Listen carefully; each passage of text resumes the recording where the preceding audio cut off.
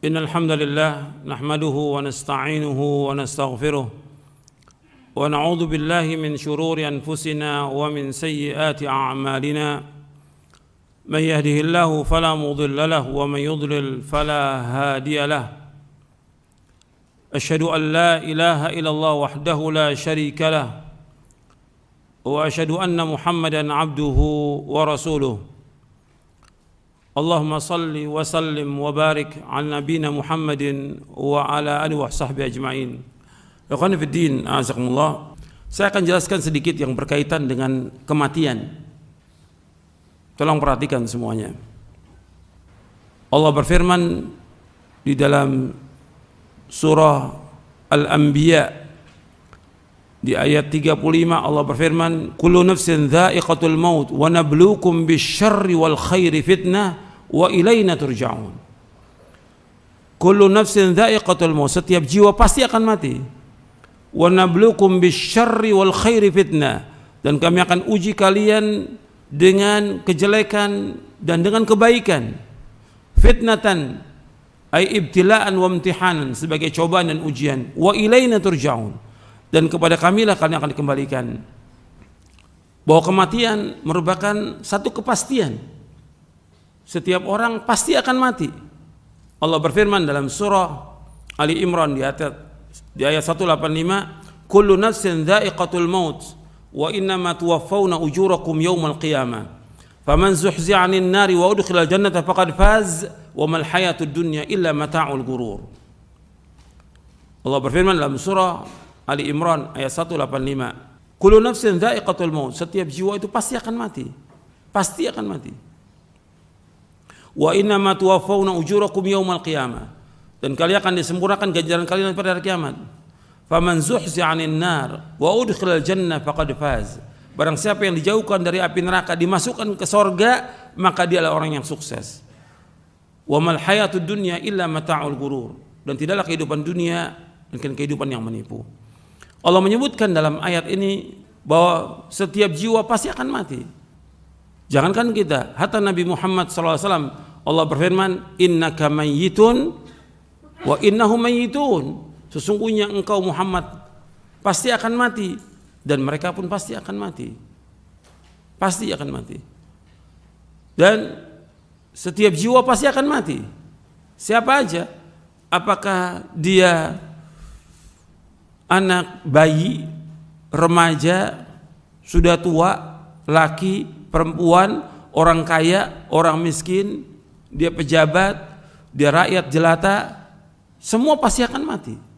Siapapun dia, sehebat apapun, sekuat apapun, atau dia punya kekuatan atau penjagaan, atau dia penguasa atau pejabat, atau siapa saja, pasti mati. Pasti. Kalau memang sudah datang ajalnya, tidak bisa dimundurkan. Dan umumnya manusia takut dengan kematian dan lari dari kematian. Tapi tetap mati itu pasti akan menjemput dia. Qul innal mauta alladzi tafirruna minhu fa innahu mulaqikum. Dalam surah Al-Jum'ah, katakanlah sungguhnya kematian yang kalian lari dari kematian itu, kalian pasti akan menjumpainya, pasti. Dan dimanapun orang itu berada, sekuat apapun penjagaannya, sehebat apapun benteng yang dia buat, tetap pasti mati. Aina ma takunu yudrikumul mautu walau kuntum fi burujim musyayyadah, dalam surah An-Nisa. Di mana saja kalian berada, pasti mati itu akan menjemput kalian, meskipun kalian berada di benteng-benteng yang kokoh. Dan kita ingat bahwa semua pasti akan mati. Ini sudah ajal, nggak bisa dimajukan, nggak bisa dimundurkan. Fa idza jaa ajaluhum la yastakhiruna sa'atan wa la yastaqdimun. Apabila sudah datang ajal, nggak bisa dimajukan, nggak bisa dimundurkan, nggak bisa. Sehebat apapun alatnya canggih supaya orang yang sakit bisa hidup, nggak bisa hidup. Sudah ajal. Orang yang sehat bisa mati mendadak. nggak bisa ditolong apapun juga. Kenapa? Itu sudah dalam apanya? Ajalnya. Berarti jatah rezekinya dia sudah habis. Jatah rezekinya dia sudah habis. Jadi ketika datang kematian, ini sudah ajal, cepat atau lambat, sehat atau sakit,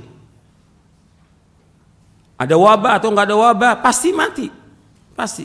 Semua manusia pasti mati. Jadi nggak usah kita takut yang berlebihan tentang kematian, jangan. Ada wabah takut ke masjid, takut sapnya rapat. Di mana iman antum? Yang suruh ke masjid siapa yang suruh? Allah dan Rasulnya SAW. Yang suruh merapatkan saf siapa? Rasulullah SAW. Antum ingat, Rasulullah yang menyuruh. Kita wajib taat kepada Rasulullah SAW. Sami'na wa ata'na. Insya Allah nggak nular. Tempat masjid, tempat yang aman, tempat yang bersih, gitu, yang dilindungi oleh Allah Ta'ala. Tempat yang terbaik di muka bumi dari semua tempat yang ada di muka bumi ini. Yang paling baik masjid. Gitu. Kata Rasulullah SAW dalam hadis yang sahih riwayat Muslim. Jadi kita jangan kemudian ribut tentang datangnya ajal. Sedih wajar manusia. Tapi kita ini semuanya milik Allah. Allah yang mencabut nyawa ini dengan malaikatul maut. Dikembalikan kepada Allah semuanya. Jangan kemudian orang tuh nggak terima.